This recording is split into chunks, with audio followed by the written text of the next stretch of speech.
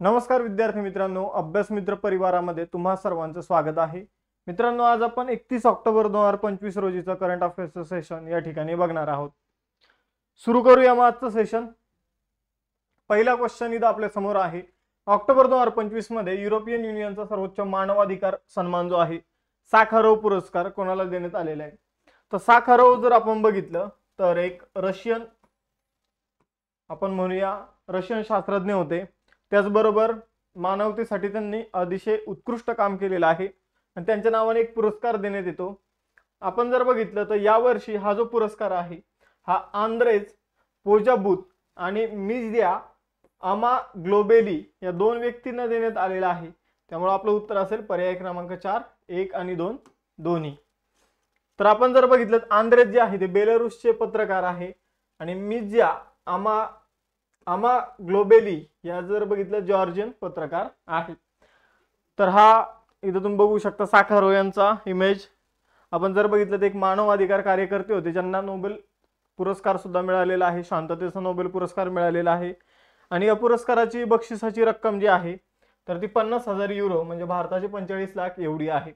1988 मध्ये युरोपियन संसदेने या पुरस्काराची स्थापना जी आहे ती केली होती। पुढे जाऊया। बघा, महत्त्वाचे पुरस्काराने सन्मान जे आहे ते बघूया आपण 2025 मध्ये देण्यात आलेले जे आपल्याला परीक्षेमध्ये विचारले जाऊ शकतात। Wild life photographer of the year पुरस्कार जो आहे तो विम वेन डेन हिवर यांना मिळाला। नोबेल पुरस्कार जो आहे तो शांततेच्या क्षेत्रामध्ये मारिया कोरिना मचाडो यांना मिळालेला आहे। त्यानंतर Israeli presidential medal of honour जे आहे ते डोनाल्ड ट्रम्प यांना मिळालं। शस्त्र रामानुजन पुरस्कार जो आहे तो अलेक्झांडर स्मिथ यांना मिळालेला आहे। त्यानंतर वैश्विक IUCN international union for conservation of nature चा केंटन मिलर पुरस्कार जो आहे तो सोनाली घोष यांना मिळालेला आहे। एबेल पुरस्कार याला गणिताचा नोबेल म्हणून सुद्धा ओळखलं जातं, हमासाकी काशिवारा यांना मिळालेला आहे। महिलांचा बॅलन डिओर पुरस्कार फुटबॉलचा सर्वोच्च पुरस्कार आहे हा एतानी बोनामाती आणि पुरुषांमध्ये हा पुरस्कार उस्मान डेम्बेले यांना मिळालेला आहे। आंतरराष्ट्रीय जल पुरस्कार जो आहे तो हिमांशु कुलकर्णी यांना मिळालेला आहे। रेमन मॅक्सेसे पुरस्कार जिंकणारी पहिली भारतीय संस्था जी आहे ती एज्युकेट गर्ल्स नावाची एक संस्था आहे। आणि पहिला वैश्विक MS स्वामीनाथन पुरस्कार जो आहे तो एडेमोला एडेनले यांना मिळालेला आहे। पुढे जाऊया दुसरा प्रश्न। ऑक्टोबर 2025 मध्ये आसियानचा 11वा सदस्य देश कोण बनला आहे? तर आपण जर बघितलं तर आसियानचे 10 देश तुम्हाला माहित असेल, यामध्ये आता 11वा देश जो आहे तो ऍड झालेला आहे तिमोर लेस्ते। मागच्या 2-3 वर्षापासून ही न्यूज कंटिन्यू चर्चेमध्ये होती की आसियानचा 11वा सदस्य देश बनणार तिमोर लेस्ते।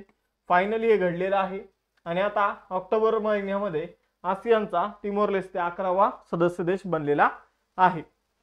26 ऑक्टोबर रोजी मलेशियातील क्वालालंपूर येथे आसियानची 47वी आपण जर बघितलं तर परिषद जी आहे ती आयोजित करण्यात आली होती आणि या परिषदेमध्ये तिमोर लेस्तेला अधिकृतपणे 11वा सदस्य म्हणून इथं स्वीकारण्यात आलेलं आहे। याची घोषणा मलेशियाचे पंतप्रधान अनवर इब्राहिम यांनी केलेली आहे। तर मोस्ट इम्पॉर्टंट क्वेश्चन आपल्याला म्हणता येईल परीक्षेमध्ये हा विचारला जाऊ शकतो, 100% कोणत्या ना कोणत्या परीक्षेमध्ये हा विचारला जाईल।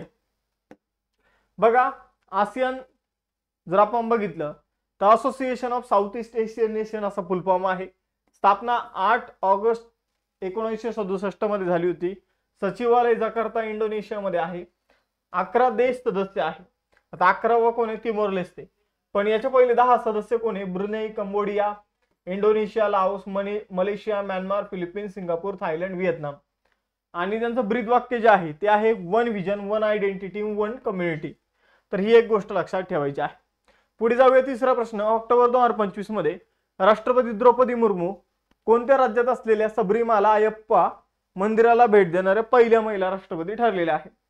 तर बघा मित्रांनो, सबरीमाला मंदिर जे आहे, सबरीमाला अय्यप्पा मंदिर जे आहे ते केरळमध्ये आहे आणि या मंदिराला लास्ट जे राष्ट्रपती होते ते व्ही गिरी होते ज्यांनी भेट दिली होती आणि पहिल्या महिला राष्ट्रपती या मंदिराला भेट देणार आहे द्रौपदी मुर्मू।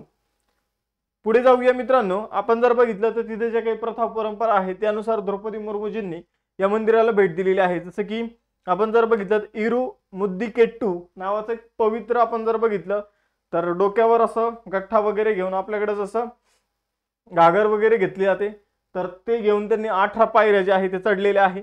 तर हे बाकी गोष्टी लक्षात नाही ठेवलं तरी चालेल, एक्स्ट्रा इन्फॉर्मेशन म्हणून लक्षात ठेवा. परीक्षेच्या दृष्टीने एवढं महत्त्वाचं नाहीये.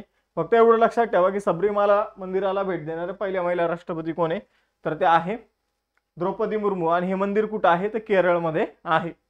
त्यानंतर हा क्वेश्चन महत्त्वाचा आहे. ऑक्टोबर 2025 मध्ये नासाने 60 वर्ष जुन्या लघुग्रहाला पृथ्वीचा दुसरा चंद्र किंवा क्वासी मून म्हणून पुष्टी दिली आहे. तर बघा, एक छोटंसं ऑब्जेक्ट जे आहे, आपला चंद्र तर तुम्हाला माहितीच असेल, पण चंद्राप्रमाणेच पृथ्वी होते एक छोटं ऑब्जेक्ट जे आहे, जवळपास एक 20 ते 40 मीटरचा आकार याचा आहे. आणि एवढ्या आकाराचा ऑब्जेक्ट जे आहे ते पृथ्वीच्या आजूबाजूला फिरत आहे. मग आता याला आपण जर बघितलं, क्वासाई म्हणजे छोटा किंवा अर्धवट असा त्याचा अर्थ होऊ शकतो. तर क्वासाई मून म्हणून नासाने त्याला मान्यता दिलेली आहे. मग हा आपल्या पृथ्वीच्या आजूबाजूला 2083 पर्यंत राहणार आहे. आणि त्यानंतर मग तो पृथ्वीच्या, आपण जर बघितलं तर कक्षेमधून बाहेर जाईल आणि पृथ्वीपासून दूर होईल. पण तोपर्यंत त्याला क्वासाई मून म्हणून मान्यता जी आहे ती देण्यात आलेली. मग त्याचं नाव काय आहे, तर त्याचं नाव आहे 2025 PN7. तर हे नाव तुम्हाला लक्षात ठेवायचं आहे, कारण परीक्षेमध्ये विचारलं जाईल. तर 60 वर्षापासून आपण जर बघितलं पृथ्वीच्या कक्षेत तो फिरत आहे आणि 2083 पर्यंत तसंच फिरणार आहे. त्याला आता क्वासाई मून या कॅटेगरीमध्ये ऍड केलेला आहे. जे ऑब्जेक्ट आपण जर बघितलं तर पृथ्वीभोवती फिरतात पण ते समजून घ्या की छोटे असतात, त्यांना क्वासाई मून या कॅटेगरीमध्ये टाकलं जातं. पुढे जाऊया, 5वा क्वेश्चन. कोणत्या राज्याने ऑक्टोबर 2025 मध्ये वायपिन आणि फोर्ट कोचीला जोडणारा पहिला पाण्याखालील बोगदा जो आहे तो बांधण्याची घोषणा केली आहे? बघा तुम्ही, अंडरग्राऊंड बोगदे जे आहे ते भारतामध्ये पहिला जो बोगदा होता तो कोलकातामध्ये तयार करण्यात आला होता. अंडर वॉटर मेट्रो जी आहे ती कोलकात्यामध्ये हुगळी नदीच्या खाली जी आहे ती तयार करण्यात आली होती. आणि त्या अंडर वॉटर मेट्रोसाठी जो बोगदा तयार करण्यात आलेला आहे तो भारतातील पहिला अंडर वॉटर बोगदा आहे. आता कोची बंदराच्या आजूबाजूला जो आहे तो केरळमध्ये आता एक अंडर वॉटर बोगदा जो आहे तो तयार केला जात आहे. तो वायपिन आणि फोर्ट कोचीला जोडणारा बोगदा कुठं आहे, तर केरळमध्ये आहे. ही गोष्ट लक्षात ठेवायची आहे. या बोगद्यासाठी 2672 कोटी रुपयांचा खर्च जो आहे तो येणार आहे.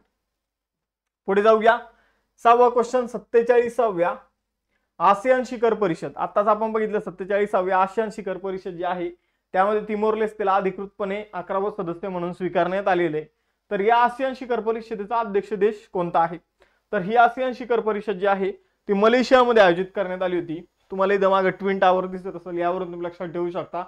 आणि त्याचबरोबर मलेशियामधील क्वालालंपूर म्हणून ठिकाण आहे, त्या ठिकाणी ही जी काही आसियान शिखर परिषद जी आहे तर ती आयोजित करण्यात आली होती. पंतप्रधान नरेंद्र मोदी जे आहे ते डायरेक्ट याला प्रत्यक्ष उपस्थित नव्हते. आपले परराष्ट्र मंत्री जे होते तर ते तिथं प्रत्यक्ष उपस्थित होते. आपले नरेंद्र मोदीजींनी आपल्या भारतातून नवी दिल्लीमधूनच व्हर्च्युअल पद्धतीने ही जी काही समिट आहे ही अटेंड केलेली आहे. तर आपण जर बघितलं तर भारत आसियानची तिथं काय झालेली आहे, शिखर परिषद जी आहे ती झालेली आहे. बघा मित्रांनो, आपण इथं काही एक्स्ट्रा इन्फॉर्मेशन बघूया. या परिषदेची थीम काय होती, इन्क्लुझिव्हिटी अँड सस्टेनेबिलिटी. काय होती, इन्क्लुझिव्हिटी सस्टेनेबिलिटी ही थीम होती. परराष्ट्र मंत्री एस जयशंकर इथं उपस्थित होते. तर ही गोष्ट लक्षात ठेवा. 2026 मध्ये ही परिषद जी आहे ती फिलिपिन्स मध्ये होणार आहे. या परिषदेचे अध्यक्ष मलेशियाचे पंतप्रधान अनवर इब्राहिम हे राहिलेले आहे. आता लेक्चर मध्ये पुढे जाण्या अगोदर आपण काही बॅचेस सुरू केलेले आहे, जसे की रिव्हिजन बॅच, फाउंडेशन बॅच, त्यानंतर चालू घडामोडीच्या नोट्स, त्याचबरोबर 21,000 PYQ ची बॅच. या सगळ्या बॅचेस ज्या आहे ते तुम्हाला अभ्यास मित्र ऍप्लिकेशनवर बघायला मिळेल. या सगळ्या बॅचेसवर डिस्काउंट आहे. डिस्काउंट कसं मिळवायचं, तर ऍप डाउनलोड करून कोणत्याही बॅचवर क्लिक करा. सर्वात शेवटी या तिथं ऑप्शन दिसेल have a coupon code apply here, तर तिथे CJ लाईव्ह नावाचं कुपन कोड टाका, अप्लायवर क्लिक करा, फी मध्ये डिस्काउंट होऊन जाईल. बघा पुढचा क्वेश्चन, 7वा क्वेश्चन. ऑक्टोबर 2025 मध्ये चर्च ऑफ इंग्लंडचे नेतृत्व करणारी पहिली महिला कोण बनली आहे, तर 1400 वर्षाच्या इतिहासामध्ये जो काही चर्च ऑफ इंग्लंड आहे तर त्याच्या पहिल्या महिला प्रमुख किंवा पहिल्या महिला नेतृत्व करणाऱ्या महिलेचं नाव काय, तर ते आहे डेम सारा मुल्लाली. डेम सारा मुल्लाली जे आहे ते 1400 वर्षाच्या इतिहासामध्ये चर्च ऑफ इंग्लंडचं नेतृत्व करणाऱ्या पहिल्या महिला ठरलेल्या आहे. अधिकृतपणे ते आपला पदभार जे आहे ते 2026 मध्ये स्वीकारणार आहे. अजून त्यांनी पदभार जो आहे तो स्वीकारलेला नाहीये. ते जस्टिन वेल्बी यांची त्या जागा घेणार आहे. ही गोष्ट लक्षात ठेवा. बाकी इन्फॉर्मेशन मी तुम्हाला सांगितलेली. पुढे जाऊया, 8वा प्रश्न. ऑक्टोबर 2025 मध्ये कोणत्या देशाने जवळजवळ 70 वर्ष जुनी कफला प्रणाली जी आहे त्या अधिकृतपणे आणि पूर्णपणे रद्द केली आहे? तर ही खूप चांगली गोष्ट आहे. आधी कफला प्रणाली काय होती आणि कफील म्हणजे काय, तर हे आता आपण इथं समजून घेऊया. मित्रांनो, काय व्हायचं की सौदी अरेबियामध्ये ही प्रथा परंपरा होती, पद्धत होती. सौदी अरेबियामध्ये कामगारांची गरज असायची आणि दुसऱ्या देशाचे जे काही गरजू लोक, फॉर एक्झाम्पल भारताचे, बांगलादेशचे, पाकिस्तानमधील, श्रीलंकेमधील जे काही कामाची गरज असणारे लोक जे सौदी अरेबियामध्ये जायचे, मग त्यांना काही लोक आपल्या ठिकाणी आपल्या आपण म्हणूया आपल्या उद्योगामध्ये कामाला ठेवायचे, ठीक आहे, आणि त्यांचा पासपोर्ट वगैरे सगळ्या गोष्टी जप्त करून घ्यायचे. आणि मग सौदी अरेबियातले जे त्यांचे मालक होते त्यांना कफील म्हटलं जायचं आणि या पद्धतीला कफला पद्धत म्हटलं जायचं. मग आपण जर बघितलं तर यामध्ये काय व्हायचं, त्या कामगारांचे जे राईट्स आहे ते पूर्णपणे दाबले जायचे. आणि यावर अलीकडे एक मूवी सुद्धा आला होता, तुम्ही तो बघा. आता मला एक्झॅक्ट नाव नाही आठवत त्याचं, पण ही जी प्रथा आहे ही अलीकडे बंद झालेली आहे. आणि आता कामगारांना आपले पासपोर्ट जे आहे ते आपल्या जवळ ठेवण्याचा अधिकार आहे, आपलं काम चेंज करण्याचा अधिकार आहे.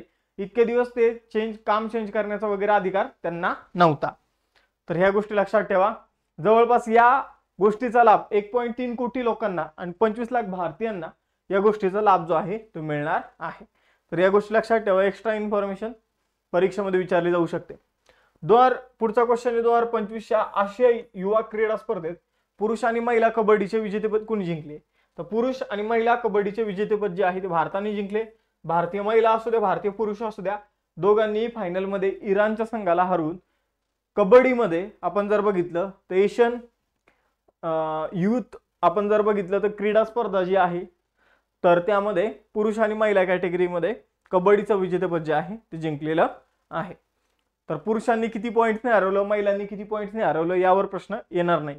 आपण जर बघितलं तर आशियाई युवा क्रीडा स्पर्धा ज्या आहेत त्या कुठे आयोजित करण्यात आलेल्या आहे, तर बहरीन मधील रिफा या ठिकाणी. पुढे जाऊया. 10वा प्रश्न, कोचिन शिपयार्ड लिमिटेडने बांधलेल्या 8 अँटी सबमरीन वॉरफेअर याचा अर्थ काय, तर जे काही सबमरीन असतात त्याच्या विरुद्ध लढणारे थोडक्यात जहाज किंवा शॅलो वॉटर क्राफ्ट, ठीक आहे. तर एसडब्ल्यूसी म्हणजे काय, तर अँटी सबमरीन वॉरफेअर म्हणजे पाणबुडीच्या विरोधात लढणारे जे काही जहाज आहे तर त्याला एसडब्ल्यूसी असं म्हटलं जातं. मग यामधील पहिली युद्ध नौका जी आहे तर त्याचं जलावतरण करण्यात आलेलं आहे ऑक्टोबर 2025 मध्ये. भारतीय नौदलाला ही देण्यात आलेली, हिचं नाव काय आहे? तर आपण जर बघितलं भारतीय नौदलाला मिळालेली पहिली अँटी सबमरीन वॉरफेअर साठीची जी काही शॅलो वॉटर क्राफ्ट जी आहे तर त्याचं नाव आहे INS माहे. काय नाव आहे त्याचं? INS माहे. तर ही गोष्ट लक्षात ठेवा. कोचिन शिपयार्ड लिमिटेडने हिला बनवलेलं आहे. एकूण 8 जहाज बनवण्यात येणारे त्यातलं हे पहिलं जहाज आहे. लांबी 78 मीटर, वजन 1100 टन. पाणबुडीच्या विरोधात आपण जर बघितलं तर हे जहाज जे आहे ते जास्त इफेक्टिव्ह असणार आहे. पुढे जाऊया. 11वा प्रश्न, कोणत्या काश्मीरी भारतीय शास्त्रज्ञाला 2025चा ब्रिक्स आंतरराष्ट्रीय पुरस्कार जो आहे तो देण्यात आलेला आहे? तर शबीर हसन यांना 2025चा ब्रिक्स आंतरराष्ट्रीय पुरस्कार जो आहे तो देण्यात आलेला आहे. तर हे काश्मीरी आहे, भारतीय आहे. त्यांनी संशोधन आणि शिक्षण क्षेत्रामध्ये केलेल्या कार्याबद्दल त्यांना हा पुरस्कार देण्यात आलेला आहे. रशियामधील मॉस्को या ठिकाणी जे काही ब्रिक्सचा कार्यक्रम आयोजित करण्यात आला होता त्यामध्ये त्यांना या पुरस्काराने सन्मानित करण्यात आलेला आहे. पुढे जाऊया. 12वा क्वेश्चन, ऑक्टोबर 2025 मध्ये कोणत्या राज्याच्या मुख्यमंत्र्यांनी शालेय आणि महाविद्यालयीन अभ्यासक्रमामध्ये बुद्धिबळ हा खेळ समाविष्ट केलेला आहे? तर बुद्धिबळ खेळाला गोवा सरकारने काय केलेलं आहे, आपल्या अभ्यासक्रमामध्ये समाविष्ट केलेले आहे. म्हणजे शाळेमध्ये महाविद्यालयामध्ये कंपल्सरी जे काही मुलं आहे तर त्यांना बुद्धिबळाचं शिक्षण जे आहे ते उपलब्ध करून दिलं जाणार आहे. तर बघा त्याचा लोगो वगैरे सगळ्या गोष्टी ज्या आहे तर त्या समोर आलेले आहे. पण बाकी आपल्याला काही या व्यतिरिक्त काही जास्त इन्फॉर्मेशन या बाबतीत लक्षात ठेवायची गरज नाहीये.